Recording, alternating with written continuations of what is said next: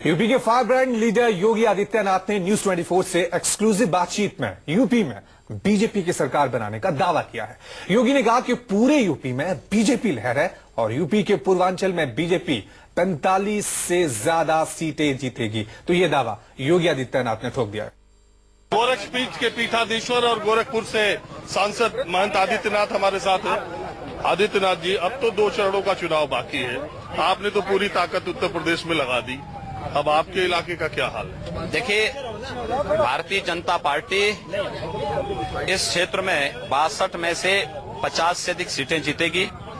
आज मतदान हो रहा है 49 सीटों पर, इनमें से 45 से ऊपर सीटें भारतीय जनता पार्टी जीतेगी।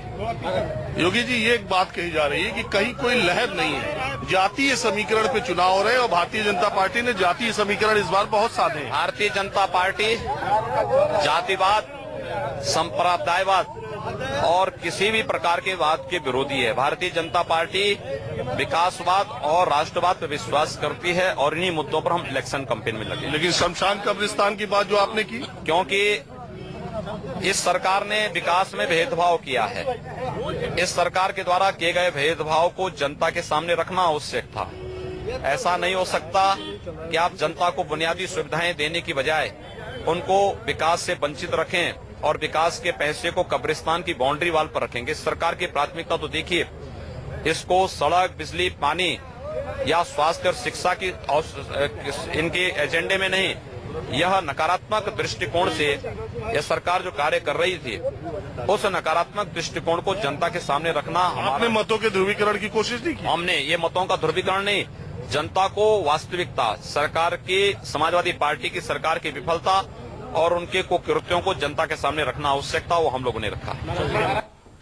और आइए सीधे रुख करते हैं राजीव रंजन का, जो कि गोरखपुर में ही मौजूद है। राजीव, योगी आदित्यनाथ बहुत ही कॉन्फिडेंस के साथ ये कह रहे हैं कि 2/3 बहुमत के साथ हम आएंगे। पीएम भी पहले ये कह चुके हैं कि अब डिबेट इस बात पर नहीं है कि हम आ रहे हैं कि नहीं आ रहे, डिबेट अब इस बात पर होगी कि 2/3 बहुमत के साथ आएंगे या 3/4 बहुमत के साथ आएंगे। क्या ये सब कैराना, कब्रिस्तान, करंट और इन सब की राजनीति से ही, और कब्रिस्तान की, इन्हीं सब राजनीति से इनको लगता है कि इतना बहुमत इनको मिल जाएगा?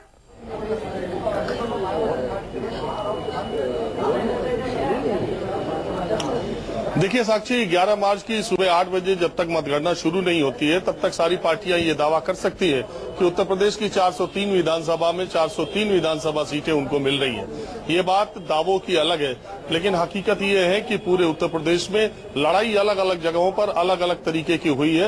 ये बात बिल्कुल सही है कि जो 89 सीटों के चुनाव बाकी है, जहां आज 6ठे चरण का मतदान हो रहा है और 7वें चरण का मतदान बाकी है, इन 2 चरणों में सीधे सीधे अगर आप देखेंगी तो त्रिकोणात्मक लड़ाई है। बीएसपी, बीजेपी और समाजवादी पार्टी के बीच में ऐसी लड़ाई है कि ज्यादातर सीटों पर यह कहने की स्थिति में लोग नहीं है कि चुनाव जीतेगा कौन, क्योंकि इस बार वोटर खामोश भी है। पहले की तरह उस तरह चुनाव प्रचार होता नहीं, लोग उस तरह निकलते नहीं, घरों पे झंडे लगते नहीं, लोग स्टिकर, बैनर, पोस्टर लेके चलते नहीं, तो ये पता लगाना बहुत मुश्किल है। और पूरी की पूरी जो पूर्वांचल की राजनीति है वो हमेशा से जातीय समीकरणों में उलझी रही है। और पिछले, जैसा मैंने पहले कहा था, पिछले 15-20 सालों में सपा और बसपा ने इस पूरे इलाके में अपना परचम फहराया था। अब इस बार बीजेपी ने एक नया प्रयोग किया है। बीजेपी ने भी पिछड़ी जातियों को साधने की कोशिश की है, इसलिए लड़ाई बहुत दिलचस्प है।